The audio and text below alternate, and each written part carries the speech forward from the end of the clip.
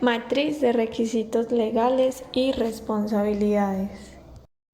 Responsabilidad es la fuente de obligaciones generada por los hechos o las omisiones de las personas que causan un perjuicio o un daño a otra persona o personas. Así, la responsabilidad en sentido jurídico debe entenderse como la necesidad en la que se encuentra la persona de hacerse cargo de las consecuencias de sus actos. Responsabilidad administrativa. La responsabilidad administrativa es aquella en que incurre el servidor público que incumple una obligación o infringe una prohibición y ello se encuentra sancionado con una medida disciplinaria. Por ejemplo, si una empresa no cumple con un sistema de gestión, legalmente puede ser sancionada con multas o cierres de la empresa. Responsabilidad legal. Aunque un empleador se encuentre al día en afiliaciones y cotizaciones con la administradora de riesgos laborales, en ocasiones tendrá que asumir el pago de prestaciones adicionales a las contenidas en las normas de seguridad social. Ejemplo, cuando no haga gestión para la prevención de accidentes y enfermedades laborales o cuando exista la culpa suficientemente comprobada de la empresa en la ocurrencia del accidente de trabajo o de la enfermedad laboral. Responsabilidad laboral es la obligación económica, prestaciones económicas y asistenciales mediante la cual los trabajadores están protegidos de las contingencias que se ocasionen con causa o con ocasión del trabajo o enfermedad laboral que surge por la relación laboral o contrato de trabajo. Esta responsabilidad es a la que el empleador debe asegurar a través de una ARL. Un ejemplo, si el empleador no afilió a su trabajador, debe de asumir todos los gastos de hospitalización, medicamentos, prótesis, etc. y deberá pagar incapacidades, indemnizaciones, pensión, etc. Responsabilidad civil es la obligación económica que resulta como consecuencia de la negligencia u omisión en el cumplimiento de las normas de seguridad y salud en el trabajo por parte del empleador.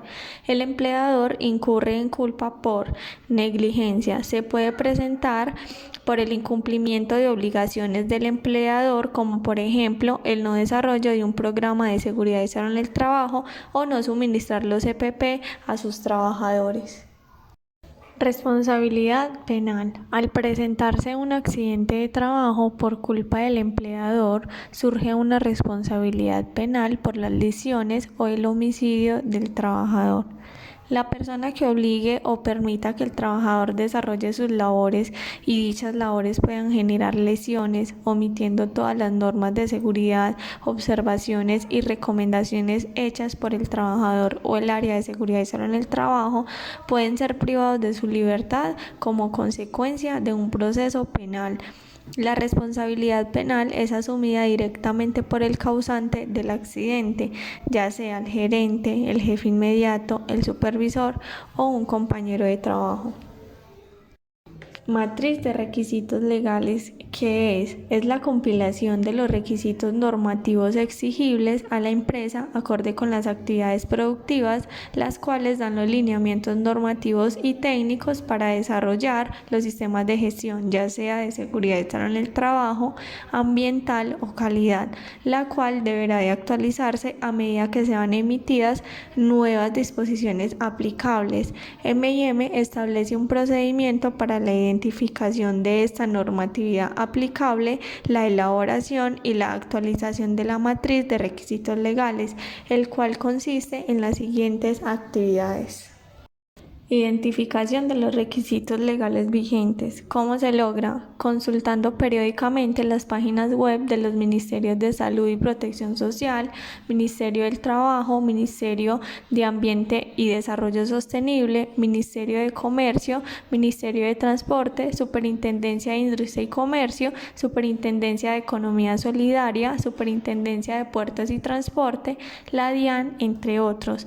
También consultando periódicamente vía internet las páginas web de organismos como ANSI, portal web de la ARL, www.actualicese.com, legis, gerencie.co, enlace operativo, entre otros, para enterarse de las normas emitidas o en proceso de emisión que tengan relación con las actividades que se desarrollen en la empresa.